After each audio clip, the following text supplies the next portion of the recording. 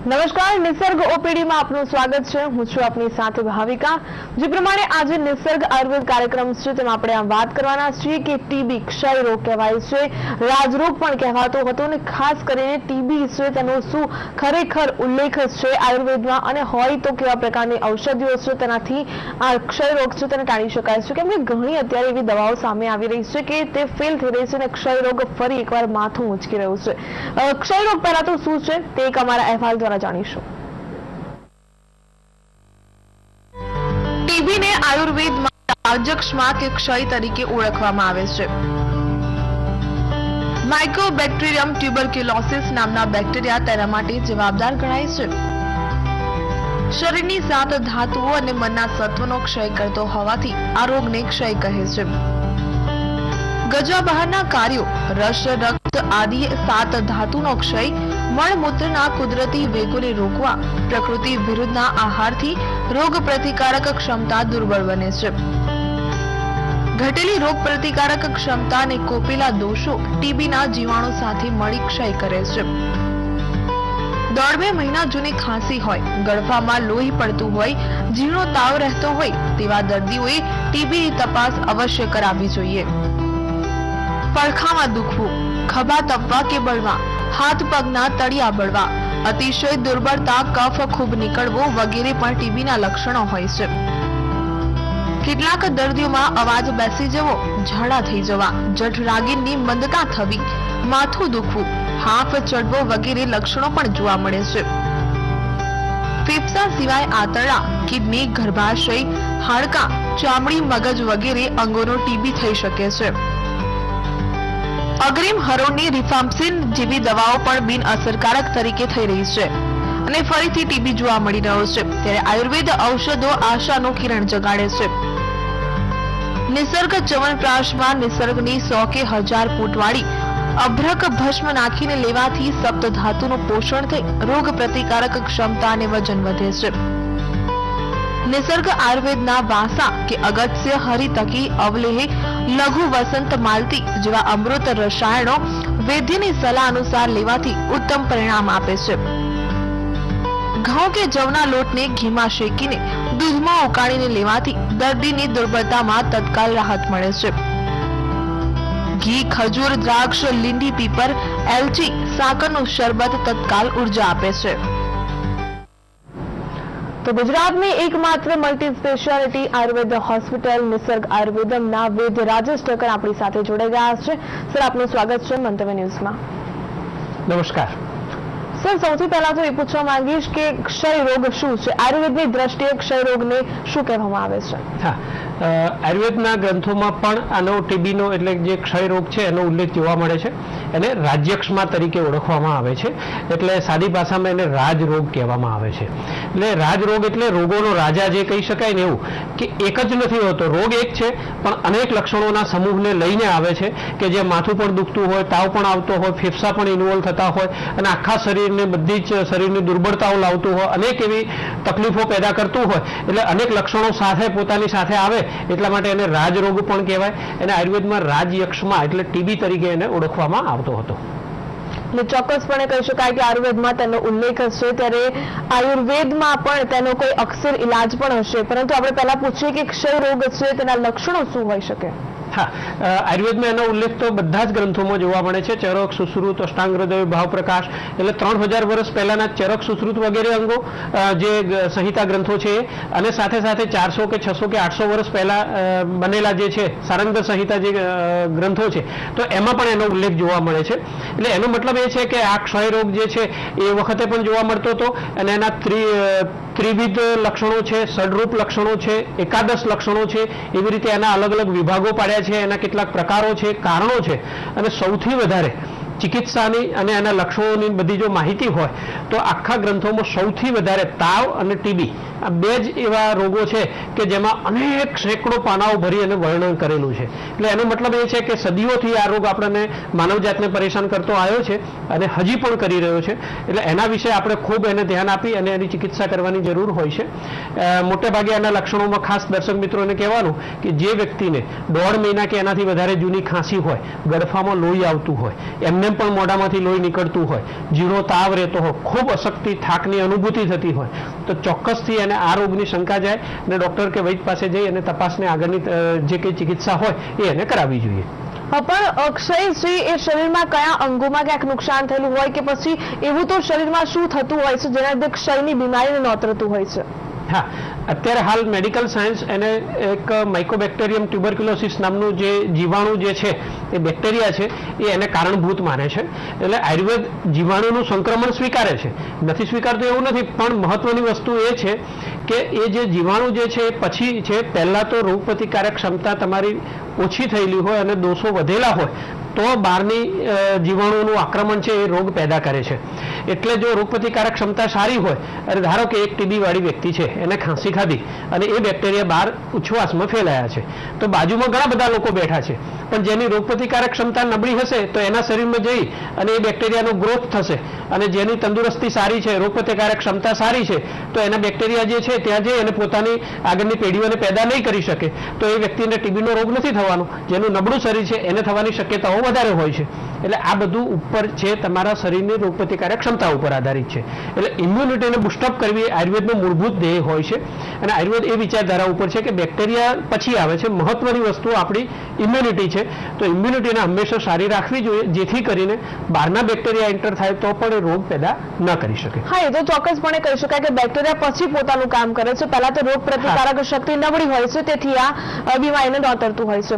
આ તો વાત થઈ કે લક્ષણો શું હોય અને ખાસ કરીને ક્ષય રોગ કેવી રીતે થાય છે, પરંતુ જો વાત કરવામાં આવે તો રોગ પ્રતિકારક ક્ષમતા અને જે ટીબીના જીવાણુ છે તે કામ કરે, પરંતુ ખાસ કરીને વ્યક્તિ હોય તેને કેવા પ્રકારનું શરીરમાં છે યાતનાઓ સહન કરવી પડતી હોય છે? હા, ટીબીના અનેક લક્ષણો છે. રાજયક્ષમાં જે એનું નામ આપવામાં આવ્યું છે એ થાય. એટલે સૌથી પહેલા એક ગ્રંથોમાં, આયુર્વેદના ગ્રંથોમાં જે છે એટલે થોડુંક આપણે એને વાર્તાના સ્વરૂપનું પણ એનું વર્ણન હોય, ક્યાંક ક્યાંક એવો ઉલ્લેખ આવતો હોય. તો સૌથી પહેલા એવું કહેવાય છે કે ચંદ્રને પણ પહેલા ક્ષય થયો હતો અને એટલા માટે જ એ એનું 15 દિવસ માટે ક્ષય પામે છે અને પછીના 15 દિવસમાં વૃદ્ધિ પામે છે. હા, એટલે એ સૌથી પહેલા જે છે એ રાજ્યક્ષમાંથી ગ્રસ્ત થયા હોય તો ચંદ્ર જે છે એમને ટીબી થયેલો હતો એવું ગ્રંથોમાં ઉલ્લેખ જોવા મળે છે. એટલે એનો મતલબ એવો થાય છે કે વ્યક્તિની જે 7 ધાતુઓ હોય છે, રસ, રક્ત, માંસ, મેદ, અસ્થિ, મજ્જા અને શુક્ર, આ જે 7 ધાતુઓ હોય છે એ ધાતુઓ એક સાથે બધી ક્ષય પામે છે. એટલે એમાંથી પોષણ ન થાય એટલે શરીર આખું હાડકા, માંસ, લોહી, સ્નાયુ, રસ ધાતુ બધામાં ક્ષય થાય છે. ચરબીનો ક્ષય થાય છે, મસલ્સનો ક્ષય થાય, એટલે વ્યક્તિ પોતે ખૂબ દુર્બળતા અનુભવતું હોય છે અને અનેક રોગોનો સમૂહ લઈને ટીબી આવતું હોય છે. એટલે એને ખાંસી સિવાય પણ, ખાંસી અને તાવ સિવાય ઝાડા પણ થઈ જતા હોય, પડખામાં ખૂબ દુખાવો થતો હોય, ખભા તપતા હોય, ગરમ થતા હોય, હાથ પગના તળિયાની બળતરા થતી હોય, આવા અનેક પ્રકારના રોગોનો લક્ષણોનો સમૂહ એમાં જોવા મળતો હોય છે. જે પ્રમાણે સરે લક્ષણોની વાત કરી કે ક્યાંક હાથ પગ તૂટતા હોય, પડખામાં વધારે દુખતું હોય તો ક્ષય રોગ હોવાની શક્યતાઓ રહે છે. સર, આ તો વાત થઈ કે ક્ષય રોગના યાતનાઓ છે આ પ્રકારની સહન કરવી પડતી હોય છે, પરંતુ આપણે એ પણ કહ્યું કે ક્ષય રોગના અલગ અલગ તબક્કા હોય છે, તે તબક્કા વિશે માહિતી આપશો? હા, સામાન્ય રીતે જે છે 4 એવા મહત્વના કારણો આયુર્વેદમાં કીધેલા છે અને એ જે છે એ ક્ષયની ઉત્પત્તિના કારણો છે. સૌથી મહત્વની વસ્તુ એ છે કે અતિ સાહસ કીધું છે. એટલે કોઈ પણ વ્યક્તિ તો ટીબી થવાની શક્યતા અથવા રોગ પ્રતિકારક ક્ષમતા ઘટે ક્યારે તો ગજા બહારનું કામ કરવું. અતિ સાહસ શબ્દ વાપર્યો છે કે પોતાની મર્યાદાને ઓળંગીને આગળ વધવું. ધારો કે એક વ્યક્તિ છે અને 3 કિલોમીટર ચાલી શકે છે. હવે એ વ્યક્તિ જો પોતાના ગજા બહાર જઈ અને 6 કિલોમીટર 7 કિલોમીટર ચાલે તો એ એના શરીરની ધાતુઓનો ક્ષય કરે છે. એટલે એ વ્યક્તિ પોતાને અનુભવ થાય છે કે હું હવે મારી કેપેસિટીથી બહાર જઈ રહ્યો છું. તો ત્યાં દરેક વ્યક્તિએ અટકી જવું જોઈએ અને જેનું નબળું શરીર હોય, વારંવાર બીમારીઓ થતી હોય એવા વ્યક્તિએ તો ખાસ ધ્યાન રાખવાનું કે નબળું શરીર છે તરત જીવાણુઓનું આક્રમણ તરત સ્વીકારી લે છે અને રોગોની ઉત્પત્તિ કરે છે. સર, તમને અટકાવવા માંગીશ, એક દર્શક મિત્ર જોડાઈ રહ્યા છે આપણી સાથે, શારદાબેન. શારદાબેન, આપનું સ્વાગત છે નિસર્ગ ઓપીડીમાં. તમારો પ્રશ્ન જણાવશો?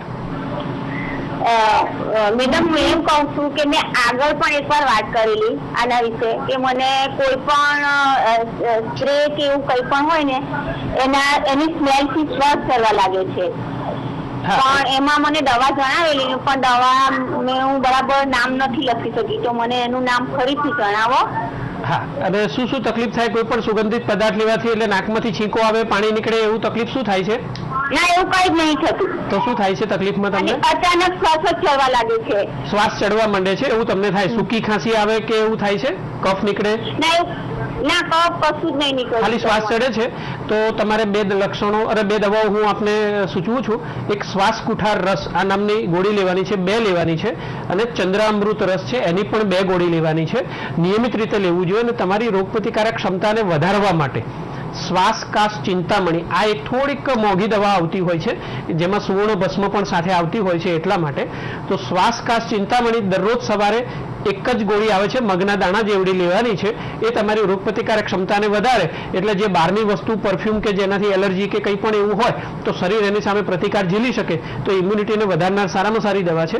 નિયમિત રીતે કરો. અને આ ઔષધો જો અમારે ત્યાંથી મંગાવવા હોય તો કુરિયર દ્વારા મંગાવી શકો છો. ચોક્કસપણે જે નામ આપ સાંભળી નથી શક્યા કે પછી આ ઔષધિ છે તમે નિસર્ગ આયુર્વેદન હોસ્પિટલ છે ત્યાંથી કુરિયર કરીને પણ મંગાવી શકો છો.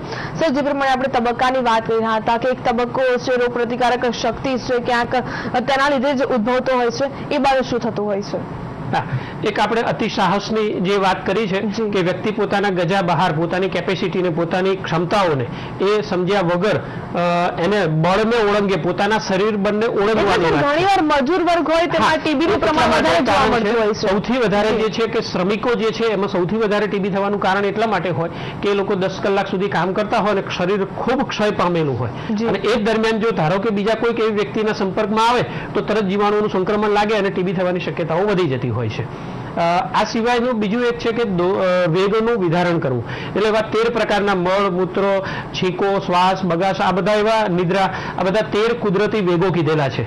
તો એ વેગોને જો વારંવાર રોકવામાં આવે તો પણ રોગ પ્રતિકારક ક્ષમતાને ઘટાડે છે અને દોષોને ખૂબ વધવાનું કારણ બને. કે તમને મળ પ્રવૃત્તિનો વેગ આવ્યો છે ને તમે વારંવાર દરરોજે દરરોજ વ્યવસાયના કારણે બીજા કોઈ કારણસર રોકી રાખો, પેશાબની વેગ ઉત્પન્ન થયો છે અને તમે રોકી રાખો છો. તો આવા 13 કુદરતી વેગો છે. છીંકનો વેગ પણ જો રોકવામાં આવે, જીવન તમે જોજો કે જે વ્યક્તિને છીંક આવતી હોય ને એકદમ વેગપૂર્વક, તો તમે એને નાકને જો દબાવી દેશો, માથું ભારે થશે, આંખમાંથી પાણી નીકળશે અને આવા લક્ષણો તરત દેખાય છે. 13 કુદરતી વેગોને રોકવા ના જોઈએ, આયુર્વેદની એવી સલાહ છે. એટલે એક એ મહત્વની વસ્તુ કારણ છે કે એ આ રોગ અને ઉત્પન્ન થવાનું બેક્ટેરિયા સિવાયના કારણો મહત્વના જે છે કે આનાથી દોષ વધેલા હશે તો પેલી બહારની વસ્તુઓ એની ઉપર અસર કરતી હોય છે. એટલે ચોક્કસપણે કહી અશક્ત શરીર હશે અને રોગ પ્રતિકારક શક્તિ ઓછી હશે અને આ પ્રકારે થતું હશે તો ચોક્કસપણે ક્યાંક ને ક્યાંક બેક્ટેરિયા છે વધારે અસર કરવાના છે. હા, અને સૌથી મહત્વની વાત એ છે કે અત્યાર સુધી ટીબી જે છે એને આપણે એવું કહેવાતું હતું કે એને જંગ જીતી લીધો છે, પણ ઘણા બધા સમયથી એ જે એને 9 મહિનાનો જે કોર્સ હતો, કેટલાક સમય પછી એવું થયું કે 9 મહિનાને બદલે 12 મહિના પણ આપવો પડતો હતો. છેલ્લા કેટલાક સમયમાં એવું હતું કે ફક્ત 6 મહિનાનો કોર્સ એક છે અને 4 જ પ્રકારની ગોળીઓ ભેગી કરીને એક સાથે આપવામાં આવતી હતી અને સરકાર દ્વારા ખૂબ સરસ જાહેરાત થતી હતી. કાર્ય પણ ઘણું થયું, પણ મહત્વની વસ્તુ એ છે કે બેક્ટેરિયાએ પોતાની આખી પ્રજાતિઓને એના જીન્સને બદલી નાખ્યા છે. એટલે રિફામ્પિસિન નામની એક જે દવા છે અગ્રીમ હરોળની હતી અને સૌથી વધારે કામ કરતી હતી, અત્યારે હાલ એનું રેઝિસ્ટન્સ જોવા મળી રહ્યું છે. ઇવન MDR ના એટલે મલ્ટી ડ્રગ રેઝિસ્ટન્સ કે આઇસોનિયાઝાઇડ ને બીજી પણ એવી દવાઓ જે છે કે અત્યારે હાલ કામ નથી કરી રહી. અને મેં એવા ઢગલાબંધ કેસો જોયા છે કે 12 ને 18 મહિના સુધી પણ ટીબીની દવાઓ લીધી હોય છતાં એ વ્યક્તિને એમાંથી રાહત નથી મળી રહી. એક દર્શક મિત્ર જોડાઈ ગયા છે, માનસીબેન. માનસીબેન, આપનું સ્વાગત છે નિસર્ગ ઓપીડીમાં. તમારો પ્રશ્ન જણાવશો. नहीं, मुझे डायबिटीज हो गई है तो उसके लिए पूछना था, डायबिटीज में आयुर्वेदिक का कोई ऐसा उपचार है जो डायबिटीज बन सके, मतलब हमेशा के लिए जड़ से उतर जाए. और दूसरा क्वेश्चन है मेरे पापा को अभी डायलिसिस चालू है, मतलब वीक में 2-3 बार होती है डायलिसिस उनकी. तो उसके लिए भी कोई उपाय है भाई डायलिसिस नहीं हो और वो ठीक हो जाए आयुर्वेदिक दवा? समझ गए। आपके 2 क्वेश्चन है। पहला डायबिटीज की बात करते हैं और आपके पिताजी का जो किडनी फेल्योर का है इसलिए आपको डायलिसिस करवाना पड़ता है, उसकी बात है। पहले आपकी बात करते हैं। डायबिटीज जो है आयुर्वेद में 20 प्रकार के डायबिटीज का वर्णन किया हुआ है। उसमें से अगर बहुत कम समय में जब से हुआ है तब से छोटे समय के अंतराल में वो अगर दर्दी आता है तो उसको हम अच्छा कर सकते हैं, हमेशा के लिए भी अच्छा हो सकता है। कुछ ऐसे प्रकार लिखे गए हैं। आपकी उम्र कितनी है बहन जी? हेलो, आपका शायद कॉल डिस्कनेक्ट हो गया है। तो उसमें ऐसा होता है कि डायबिटीज की इन जनरल अब दवाई मैं बता पाऊंगा क्योंकि डिटेल जो है अभी फोन कट गया है। प्रमेह गज केसरी करके एक दवाई आती है, उसके साथ में चंद्र प्रभावटी आती है। प्रमेह गज केसरी की 2 गोली और चंद्र प्रभावटी की 2 गोली वो सुबह शाम आपको हल्दी वाले दूध के साथ निगलना है और हो सके तो दूध है वो मलाई बिना होना चाहिए। पूरे दिन में आपको स्वीट वगैरह जो भी है, मिठाई जो भी है वो आपको नहीं खानी है और हो सके तो सुबह और शाम दोनों टाइम 2 किलोमीटर खाली पेट आपको लंबा चलना चाहिए। वो चलने की वजह से डायबिटीज बहुत अच्छा रहता है। आपके पिताजी की जो बात हुई कि उनको किडनी फेल है वो थोड़ा सा गंभीर है। 1 हफ्ते में 3 बार डायलिसिस करना पड़ रहा है तो वो बहुत गंभीर हो गया है। तो इसके लिए आपको पर्सनल अपॉइंटमेंट के लिए मैं सलाह दे रहा हूँ कि पूरी फाइल लेके आइए, कब से शुरू हुआ है और अभी क्रिएटिनिन कितना रह रहा है, यूरिया कितना है, दूसरा जो कंप्लेन क्या है, दूसरे को ऑर्गन लीवर वगैरह में कुछ असर हुआ है या नहीं हुआ है, तो वो सब देखना पड़ेगा। आई विल एश्योर कि मेरे बहुत सारे ऐसे पेशेंट हैं कि 1 महीने में 18 बार या 20 बार भी डायलिसिस करवाना पड़ता था, तो आयुर्वेद दवाई से वो 2 या 5 बार हो रहा है। कुछ ऐसे पेशेंट थे कि जिनको डायलिसिस की सलाह मिली थी और हमने आयुर्वेद दवाई से वो बहुत अच्छा किडनी फंक्शन को इम्प्रूव किया, तो अभी डायलिसिस की जरूरत नहीं है। ऐसा हमने बहुत अच्छा देखा है, लेकिन पेशेंट को देखना जरूरी है। ચોક્કસપણે કહી શકાય કે જે મહિનામાં વધારે વખત થતું તેને ઓછું ઘટાડી શકાય છે અને ક્યાંક ક્યાંક ડાયાલિસિસની જે ક્યાંક સલાહ આપી હોય તેને પણ ક્યાંક નિવારી સારું કરી શકાય શકીએ છે। એટલે આ ક્રોનિક રિનલ ફેલ્યોર CRF નો કેસ કહી શકાય કે એમને ડાયાલિસિસ થી જીવાય છે। મેં તો એવા પણ જોયા છે, રાજસ્થાનથી મારે એક કેસ આવતો હતો કે ડાયાલિસિસ રેઝિસ્ટન્ટ છે, દરરોજે દરરોજ એક વખત કરાવવું પડતું હોય અને હવે ડાયાલિસિસ કામ નહીં કરે, ટ્રાન્સપ્લાન્ટ સિવાયનો કોઈ રસ્તો નથી। એવા દર્દીઓમાં પણ આપણે સુધારો આપી શક્યા છીએ। ચોક્કસપણે આપણે વાત કર્યા હતા કે અતિ સાહસ અને જે તેર વેગ આપણે કહ્યા કે ક્યાંક રોકવામાં આવે તો પણ છે ક્ષય રોગ થઈ શકે છે। ત્યારબાદ કયા એવા તબક્કાઓ છે, કઈ પ્રકારની ક્યાંક શરીરની ક્યાંક કહી શકાય કે તમને ક્યાંક યાતનાઓ થતી હોય છે, તેના લીધે પણ ક્યાંક રોગ પ્રતિકારક શક્તિ ઓછી થાય અને ક્ષય રોગનો ભોગ બનતા હોય છે। હા, હવે આના માટે ભાવિકા એક સરસ એક્ઝામ્પલ આપું કે WHO નું એક રિસર્ચ છે, એની અંદર એવું જોવા મળે છે કે 32% લોકોને ભારતની અંદર એનું જ્યારે કરવામાં આવે તો 32 લોકોની અંદર ટીબીના બેક્ટેરિયા જોવા મળે છે। બરાબર, હવે 32 લોકોમાં જોવા મળે છે પણ રોગ એક્ટિવ એ જે જોવા મળે છે ફક્ત 12 લોકોમાં જોવા મળે છે। તો એનો મતલબ એવો થયો કે જો એકલા બેક્ટેરિયા કારણભૂત હોય તો 32 લોકોને કેમ ના થયા? કેમ તો કે બાકીના લોકોની 20 લોકોની શરીરની રોગ પ્રતિકારક ક્ષમતા ખૂબ સારી હતી, એટલે એમના શરીરમાં એમના સ્વેબમાં લઈને એના બ્લડમાં બીજા બધા જે કંઈ એના એવિડન્સ જે લેવાના છે તો એની અંદર થૂકનું ગરફાનો જે સ્પુટમનો ટેસ્ટ થતો હોય એની અંદર પણ જોવા મળે છે, પણ એમાં એક્ટિવ કોક્સના લક્ષણો એટલે અત્યારે હાલ સક્રિય થયેલો ટીબી જે હોય એ એના લક્ષણો જોવા નહીં મળતા। એનો મતલબ એવો થયો કે 12 લોકોને જ સક્રિય ટીબી થયો તો રોગ પ્રતિકારક ક્ષમતા જો વધારવામાં આવે ને આયુર્વેદ આની ઉપર જ ફોકસ કરે છે અને અત્યારે હાલ જે ટીબીની દવાઓ આપણને ફેલ થઈ રહી છે તો આયુર્વેદ દવાઓ ઇમ્યુનિટી વધારવામાં ખૂબ સારી અસરકારક છે। અને ખાસ કહું છું મટી ગયા પછી થયો હોય એવા લોકોએ તો ચોક્કસ આયુર્વેદ દવા લેવી જ જોઈએ અને સૌથી સારામાં સારું પરિણામ એ આયુર્વેદ દવાઓ એ વખતે આપતી હોય છે। એટલે સર એ કહી શકાય કે એકવાર રોગ થઈ ગયો છે પછી પણ ક્યાંક શક્યતાઓ રહેલી છે બીજી વાર થઈ શકે? હા, અત્યારે હાલના કેસીસમાં લગભગ MDR ના પણ કેસો અને રિલેપ્સ થયેલા એટલે ફરીથી થતા હોય એવા લગભગ અત્યારે હાલ 18% કેસ જોવા મળી રહ્યા છે કે જે લોકોને મટી ગયો હતો એ લોકોને ફરીથી એવા 100 છે લોકો, એમાંથી 18 લોકોને ફરીથી થઈ રહ્યો છે અને અંદાજે 40% MDR એટલે મલ્ટી ડ્રગ રેઝિસ્ટન્સના કેસ જોવા મળી રહ્યા છે। કારણ શું હોઈ શકે કે ફરીથી રોગ પ્રતિકારક શક્તિ ઓછી થઈ ગઈ છે, ફરી અતિ સાહસ કરવામાં આવ્યું? એ કરવામાં આવ્યું છે અને મહત્વની વસ્તુ એ છે કે બેક્ટેરિયા હવે ઇમ્યુન પોતે થઈ ગયા છે। જી, બેક્ટેરિયાએ પોતાની ઇમ્યુનિટી વધારી દીધી છે। તો એ લોકો માટે એવું છે કે એન્ટીબાયોટિકનું આક્રમણ થઈ રહ્યું છે તો એને એ લોકોએ પોતાના જીન્સ બદલી નાખ્યા છે, બેક્ટેરિયાએ સ્વરૂપ બદલી નાખ્યું, એટલે એ દવા જે બેક્ટેરિયાને મારી નાખતી હતી હવે એ જ રિફામ્પિસિન બેક્ટેરિયાને મારી શકતી નથી।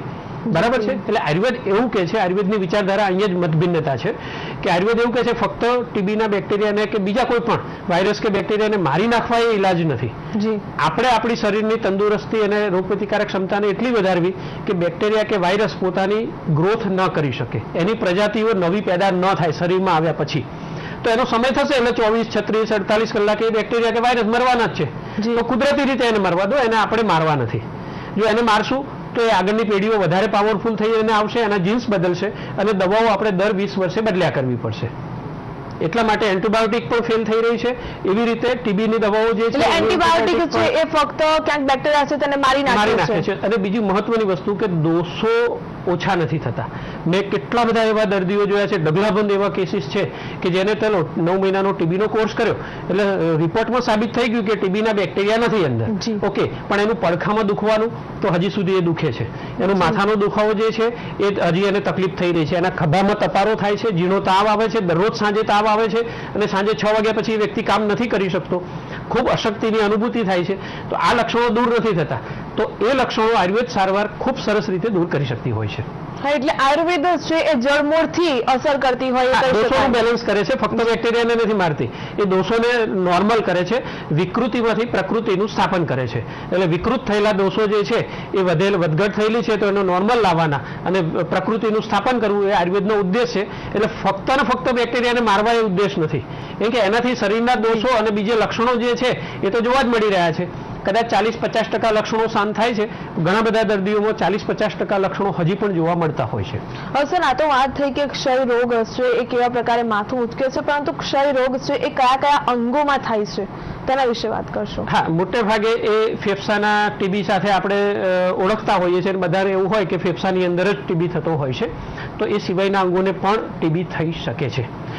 સામાન્ય રીતે એવું જોવા જઈએ તો આંતરડાનો ટીબી હોઈ શકે, ઓવરીનો ટીબી હોઈ શકે, ગર્ભાશયનો ટીબી હોઈ શકે છે, ઇવન મગજનો બ્રેઇનનો પણ ટીબી હોઈ શકે છે, સ્કિનનો ટીબી થઈ શકે છે.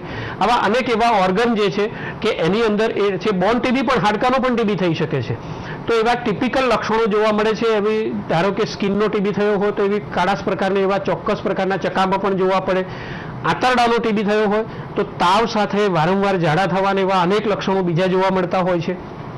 કિડનીનો ટીબી હોય તો એ જ્યારે દર્દી પેશાબ કરતો હોય ત્યારે એને ગરમીની અનુભૂતિ થવી, પેશાબ કર્યા પછી એને ખૂબ શરીર નંખાઈ જતો એવું જબરજસ્ત અશક્તિની અનુભૂતિ થવી અને એની સાથે સાથે એના તાવની સાથેના લક્ષણો હોય. આવા અનેક એવા લક્ષણો છે કે જે અંગોના લગતા ટીબી હોય તો એ એના અંગોના ટીબી જે છે એ દરેક અંગ માટે એના લક્ષણો છે, એના લક્ષણો બધું બદલાતું હોય છે.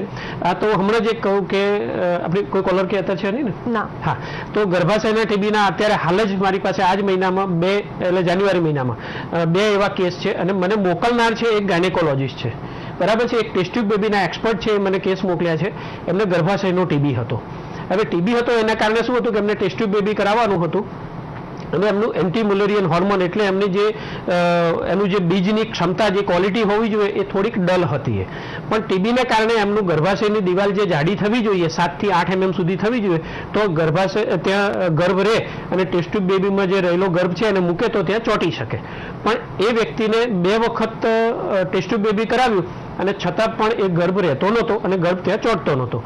ખૂબ દવાઓને હોર્મોન્સ આપી અને 5 કે 6 mm સુધી લઈ આવ્યા, પણ પછી એવું બન્યું કે એ એમને 2 કે 3 mm સુધી થાય છે. બધી જ દવાઓને હોર્મોન્સ આપવા છતાંય ગર્ભાશયનો ટીબી હોવાના કારણે દિવાલ જાડી થતી જ નથી, બરાબર છે. તો શું થયું, તો એમને મને મોકલ્યું છે અને આપણે લગભગ 3 મહિનાની સારવાર પછી એ જે 3 mm સુધી ગર્ભાશયની એન્ડોમેટ્રિયમ થિકનેસ જે હતી એને આપણે 7 mm સુધી લઈ આવ્યા છીએ અને એમને કેટલાક નળી બ્લોક હોવાના કારણે એ ટેસ્ટ ટ્યુબ બેબી તો કરવું પડશે, પણ હવે એમને પોતાનું બાળક શક્ય બનશે. એટલે કહી શકાય કે વર્ષો જૂની જે આયુર્વેદ પદ્ધતિ છે, વૈજ્ઞાનિક પદ્ધતિ છે, એ ખૂબ જ અક્ષીર ઇલાજ કરતું હોય છે. હજુ પણ ઘણા ક્વેશ્ચન્સના આન્સર્સ છે તે બાકી રહી ગયા છે. નેક્સ્ટ એપિસોડમાં પણ શ્વસન પ્રણાલી રોગો એટલે કે ક્ષયને રોકતા જે ક્ષય રોગ છે, રાજરોગ કહેવાય છે, તેને લગતા પ્રશ્નો છે. દર્શક મિત્રો, તમે કોલ કરીને પૂછી શકો છો અને આ સમસ્યાનું સમાધાન મેળવવા ઈચ્છતા હોય તો તેની માટે કહી શકાય તમે નિસર્ગ આયુર્વેદ હોસ્પિટલ છે તેનો પણ સંપર્ક સાધી શકો છો. સર, આપ અહીં ઉપસ્થિત રહ્યા અને જે માર્ગદર્શન આપ્યું તે બદલ તમારો આભાર. જય ધન્વંતરી, જય આયુર્વેદ. તમને પણ કોઈ રોગ હશે ને કોઈ પ્રશ્ન મૂંઝવી રહ્યા છે ને આયુર્વેદ અક્ષર ઇલાજ કરતું હોય છે ત્યારે આયુર્વેદ હોસ્પિટલનો સંપર્ક સાધવા માંગો છો તો નોંધી લો નિસર્ગ આયુર્વેદ હોસ્પિટલનું સરનામું. નિસર્ગ આયુર્વેદમ 19-21 Maruti tower, satellite Ahmedabad 15, Gujarat, India 7926752044 અને 7227975242 અને 7948915241. WhatsApp number 7227975241. તો ક્ષય રોગ માથું ઉચકે તે પહેલા આયુર્વેદની રીતે તેનો અક્ષર ઇલાજ કરવો ખૂબ જ જરૂરી બનતો હોય છે. હજુ પણ કહી શકાય આ સંદર્ભે આપણે ચર્ચા કરીશું. હાલ મને રજા આપશો. નમસ્કાર.